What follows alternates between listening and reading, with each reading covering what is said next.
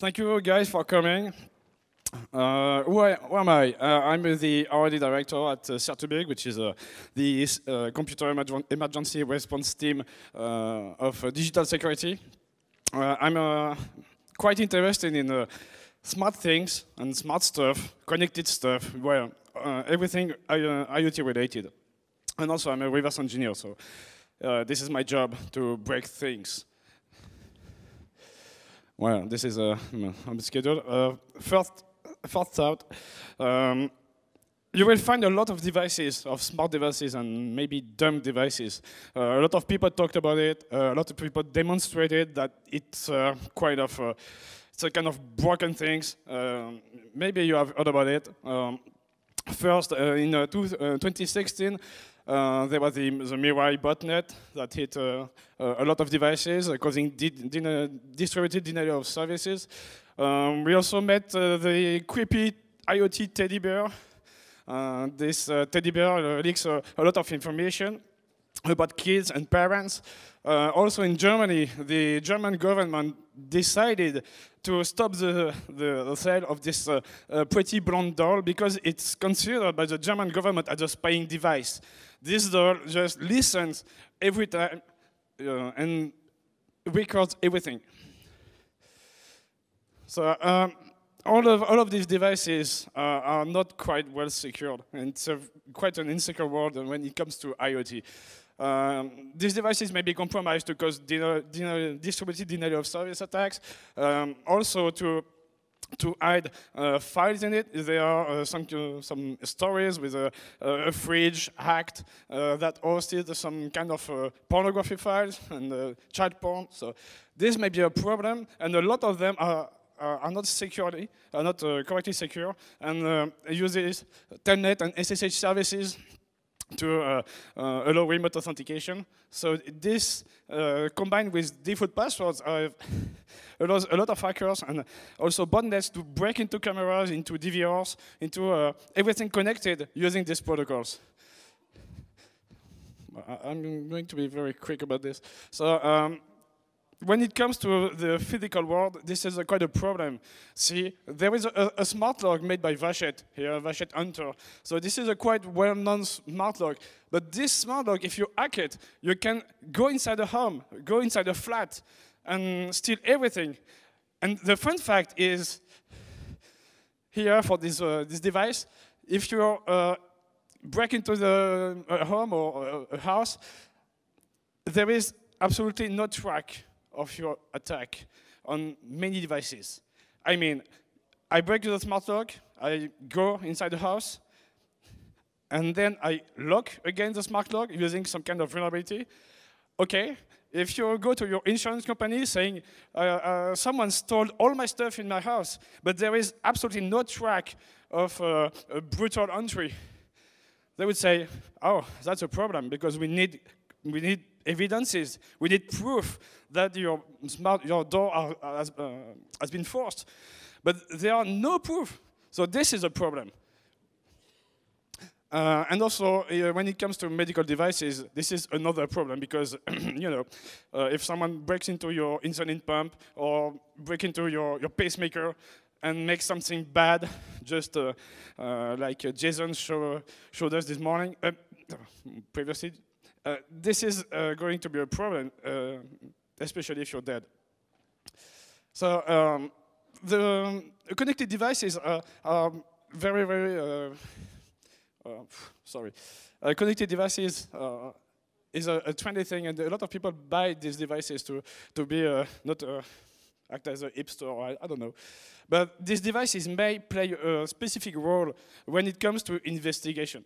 There are some various cases we met during the last years, and the device may play different roles. First of all, the device was a victim, and someone hacked into the device, put some files, compromise this device, and this is used to make this defines a crime, illegal access to the device, and so on.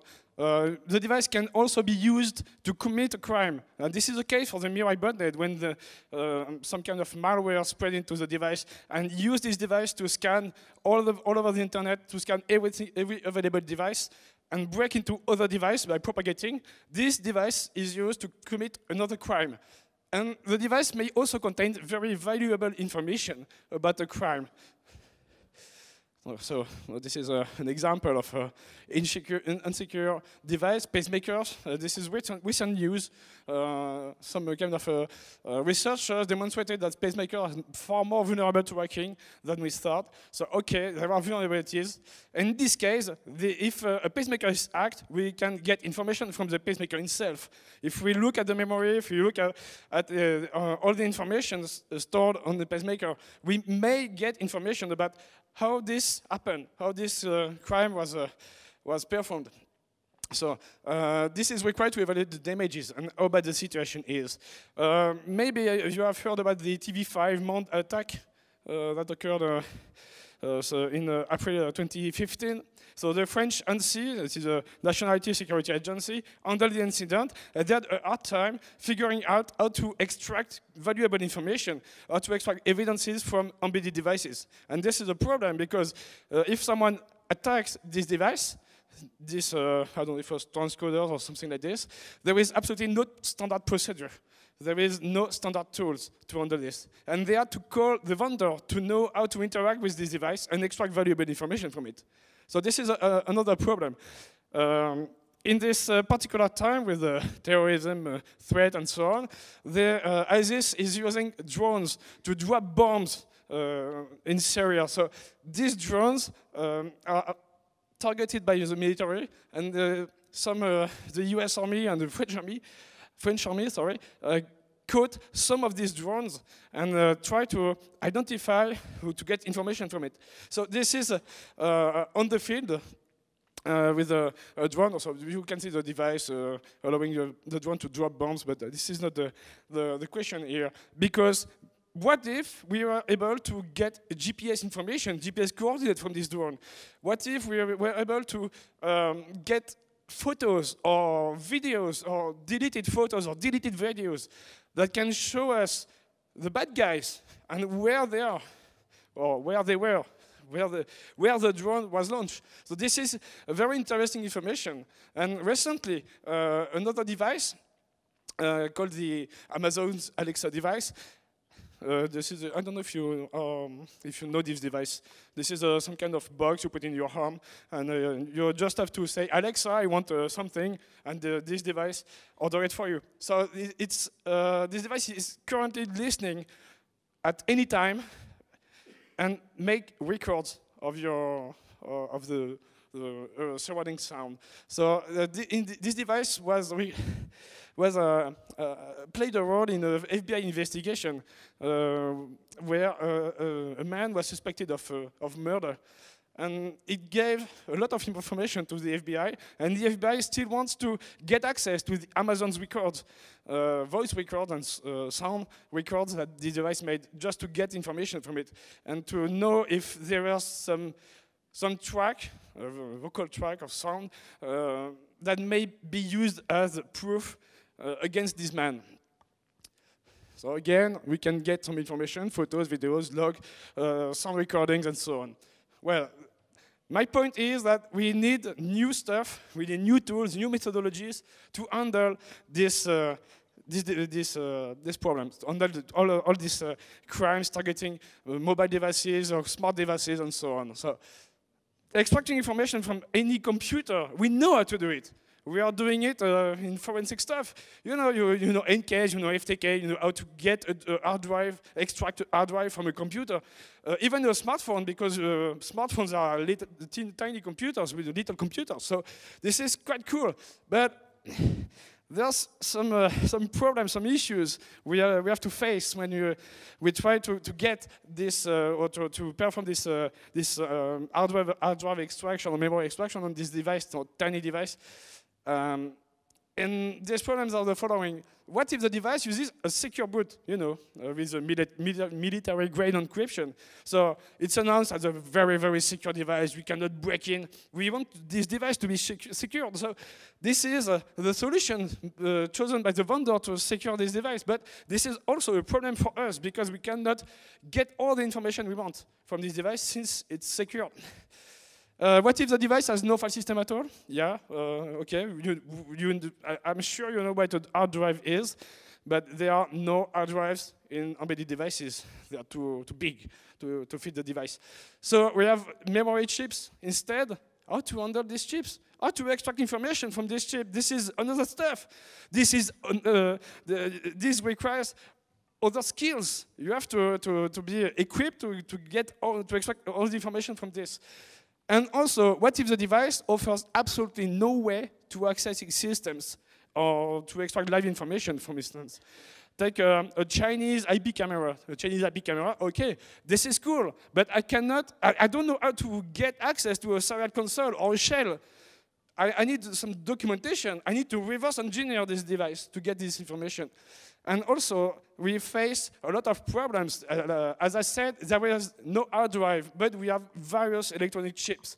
eMMCs, SPI flash, FRAM, internal flash memories, especially this used in system on chips, internal EEPROMs, and we need to be able to get all the information from these chips.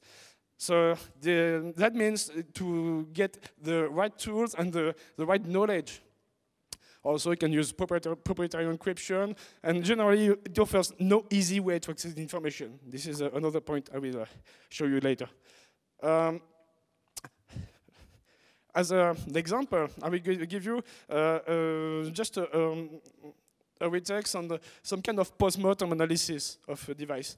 I bought some smart part locks a few times ago. I presented this smart lock at DEF CON last year. And this smart lock has some kind of problem because the software is so badly coded that if you delete the application, the application on the smartphone that handles this smart lock, you lose the PIN code the smart lock used to authenticate your user. So once the PIN code is lost, you get absolutely no way to get it from the device. It's lost. You have to remember what PIN code you used or your setup when you were using this smart lock. So this is quite a problem. And we use this padlock. I guess. Yeah, this one. We use this padlock. I know you know it.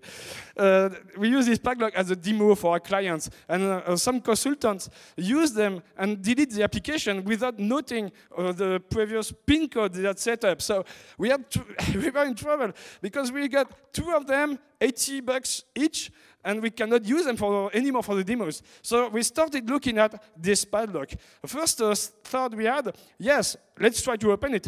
We need to get access to some electronic stuff to extract information. Well, this is not quite difficult to open this padlock. Use a little screwdriver, and this pops in 2 halves the body of the smart lock. So, well, if you are concerned about IT security or IoT security, this may be something you do not want to have for a padlock. But anyway, so I open it. So the shackle is correctly open. You have to unscrew some kind of tiny screws, and you get access to the PCB. And this is where everything happens. You can see right here the system on chip. This is a tiny device, a tiny electronic chip. And we need access to this device. So this chip is a Texas Instruments CC2541. It does not run an OS. This smart lock has no operating system and no external memory chip. So we have to get into the internal flash to get all the information and find it extracted from this device. So we need a CC debugger, which is a specific device made by TI to communicate with this chip. And we plug it with some kind of breadboard. And we were able to get all the firmware. But once we get the firmware and the flash content, there is another question. Where is the valuable information stored? There is no file system. There is no information, no clue about how the memory is used. So we had to reverse engineer the flash layout just to get or to determine where the information is stored. Some of them are quite trivial. We found very quickly the pin code stored by my colleague. So I was not aware of this pin code, but I discovered it. And more importantly, the event log. The fun fact with this padlock is that the mobile application does not provide a way to get this event log. So we identify many fields, such as the timestamp, which starts from the 1st of January 2000. And then the length here starts in 2 bytes of the username, and then the username. So we developed a tool just to make this very very straightforward. You know, we just provide the tool with a memory dump, and it extracts all the information. So this is quite interesting. And in fact, it took us more than 1 day to get all of this from this padlock, and this is too much. Sometimes you want to also perform some live analysis. Remember Mirai. Mirai was a botnet targeting connected devices such as DVRs and cameras. And it resides in memory. Once the camera is rebooted, no malware in it. If you want to perform a post-mortem analysis on the IP camera, you won't find anything with Mirai since it's just located in some kind of RAM. So we have to get live access to this device. So this is something very difficult because usually you have no easy way to communicate with the device. No system access, and also no standard procedure. And you won't have the correct tool to access this. So we had to find how to communicate with it. Sorry, my English, French, and so on. We have to communicate with the device using USART or BLE interfaces, where we are lucky with some kind of cameras. I will take this one as an example. This is a glucose monitoring system. I don't know if some of you know about this kind of devices. It just monitors the glucose level in your blood. This is used by people that have diabetes. So this device is quite interesting because they implemented the communication protocol based on the old protocols they made for serial interfaces. You know, this kind of ugly wire you plug into your computer. So they just ported an old protocol to a wireless protocol without taking into account that the fact it's wireless. So anybody can use this protocol to communicate with the device. There is absolutely no authentication at all. So this is a security problem, but this is not my point. My point is that you can reverse engineer this protocol, know how to communicate with the device, and extract valuable information from it just by implementing this protocol again.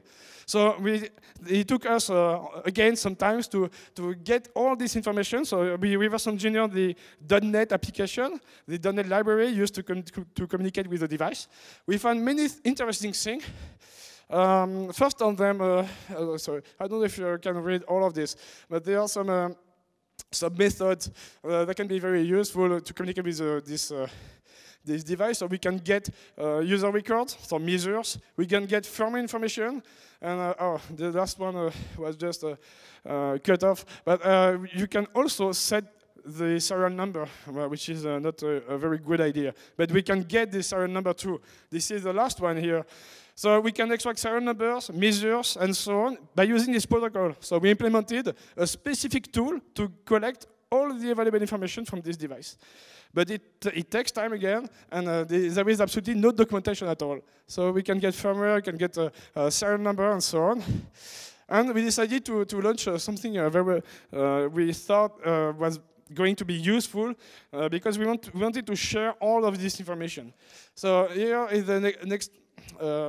Just the output of the tool running on this device. So this is a Diamond Mini, and I was able to get all the records by simply using my BLE adapter on my computer. So this is quite interesting, but you can also get information from live devices using other tools. This one was quite simple because we had a communication protocol.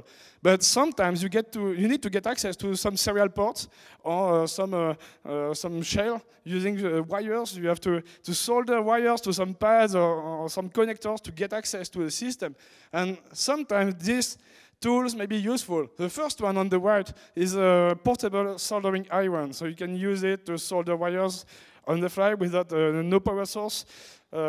This may be interesting, but the second one on the left is quite weird. This is a conductive paste used for IRMs and so on, and medical field for electrodes. And this may be used to conduct electrons, and then just without any soldering, make a connection between a wire and a pad or a connector. And this is quite interesting. But sometimes it makes produces some issues due to the resistivity of the conductive paste. So we decided to launch a collective initiative, a collective website, in a way to share all of this information, to share tools, to share also methodologies and information about what we have done, what we have already done as forensic investigators on these devices.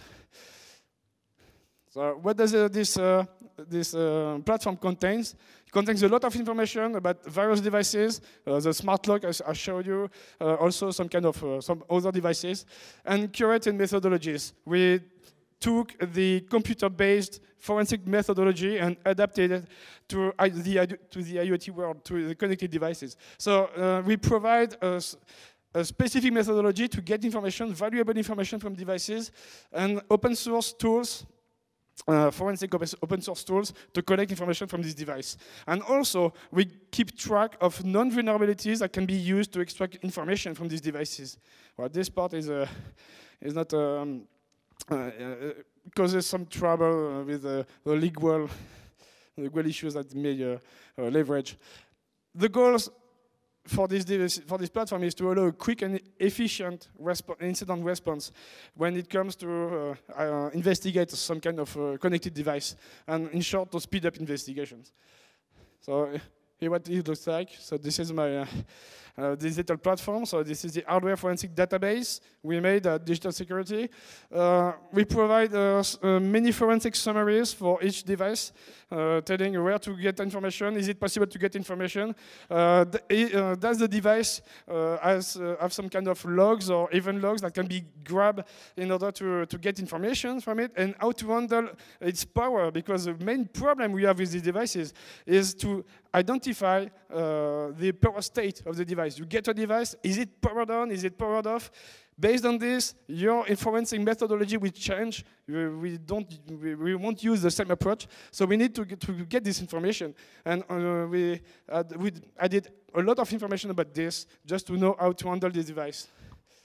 We also provide detailed information about how to access some console or shares on a device, where to solder wires, where to connect to get something valuable. And we also developed a lot of scripts just to automate all of this. So this is the padlock I showed you and the tools related. So we have some kind of a quick lock padlock tool that implements all the forensic process I showed you with the pin extraction and so on, and some kind of remedy you can use to use this tool. So basically, we have a lot of methodologies, a lot of tools, a lot of summaries, forensic summaries to know how to handle a specific device.